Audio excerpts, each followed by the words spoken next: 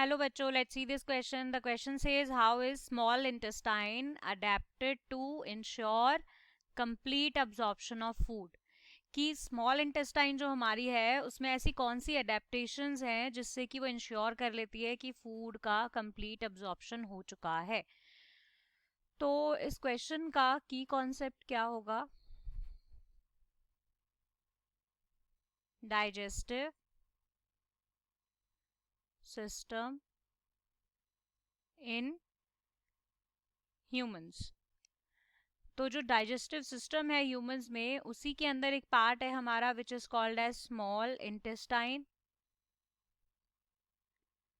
तो जब हम बात करते हैं स्मॉल इंटेस्टाइन की, तो बेसिकली ये बहुत ही अच्छी तरह से अडेप्टेड रहती है डाइजेशन के ड्यूरिंग न्यूट्रिएंट्स को अब्जॉर्ब करने के लिए, फॉर द अब्जॉर्प्शन ऑफ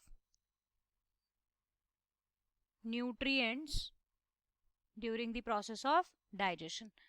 तो कौन कौन से वो चीज़ें हैं हमारी स्मॉल इंटेस्टाइन के अंदर, देखते हैं। सबसे पहली बात कि एक तो जो स्मॉल इंटेस्टाइन है वो लेंथ में बहुत ही ज़्यादा लंबी होती है। It is long, it is very very long. इसके साथ साथ पूरी स्मॉल इंटेस्टाइन में हमारे कुछ फिंगर लाइक प्रोजेक्शन होते हैं जिनको हम कहते हैं विली। इंटेस्टाइन की जो इनर वॉल होती है उसमें इस तरह से कुछ फिंगर लाइक प्रोजेक्शंस होते हैं, जिसके अंदर यहाँ पर एक होल होता है जिसके थ्रू जो हमारा न्यूट्रिएंट है वो ऑब्जॉर्ब होके ब्लड स्ट्रीम के अंदर जाकर हर एक सेल तक पहुंचता है। सो ये जो विली है ये बेसिकली क्या है? These are finger like projections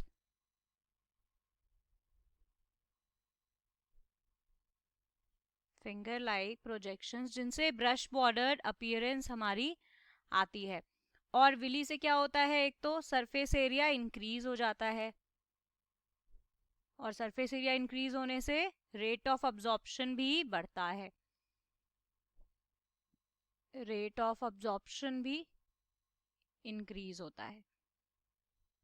तो एक तो लॉन्ग लेंथ का काफ़ी एडवांटेज है स्मॉल इंटेस्टाइन को। एवरेज लेंथ जो है स्मॉल इंटेस्टाइन की वो अराउंड 23 फीट होती है, राइट। क्योंकि ये बहुत ज़्यादा कॉइल्ड होती है, दैट्स वाई हमें पता नहीं लगता इतनी सी जगह में ये फिट हो जाती है, बट ये 23 फीट के अलॉन्ग होती है। और ये 8 आवर्स लेती है पूरे फूड को बिगनिंग से एंड तक अपने पहुंचाने में, राइट, जिससे कि अच्छा खासा टाइम मिल जाता है डाइजेशन होने के लिए। अब विली भी होती हैं और कुछ बहुत ही छोटी विली होती हैं जिनको हम बोलते हैं microvilli. So villi and microvilli ये प्रेजेंट होती हैं, जिनसे क्या हो रहा है?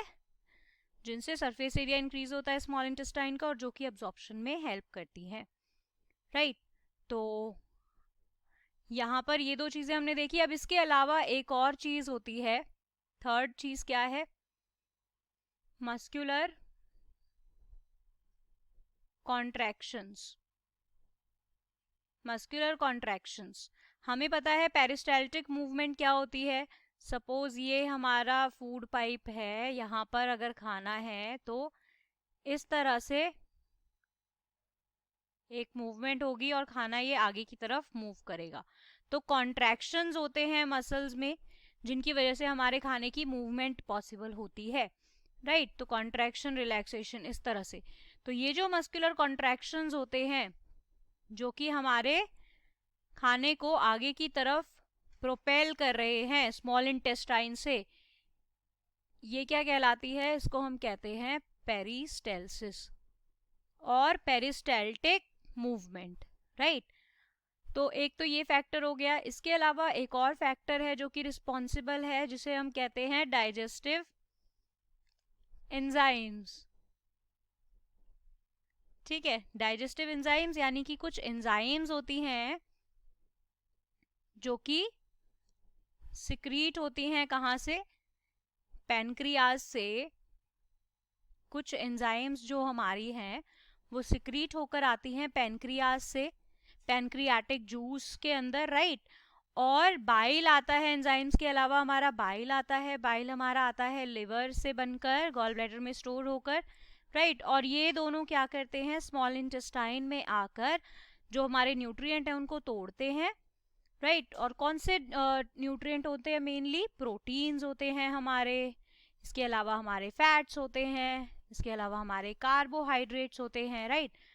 तो ये कुछ 4 फैक्टर थे जो कि अडेप्टेशन थी बेसिकली स्मॉल इंटेस्टाइन की। क्या क्या? एक तो ये बहुत लॉन्ग होती है in length, right, 23 feet in length, एक तो ये फैक्टर होता है बहुत इंपॉर्टेंट। इसके अलावा इसके पास विली, माइक्रोविली होती हैं जो कि एब्जॉर्प्शन के रेट को इंक्रीज करती हैं। इसके अलावा इसके पास मस्कुलर कॉन्ट्रैक्शन की भी प्रोसेस है, पेरिस्टाल्टिक मूवमेंट भी शो करते हैं, और उसके बाद में पैनक्रियाटिक जूसेस वगैरह भी आते हैं। So this was the answer for this question. I hope you understood it well. Best of luck. Thank you.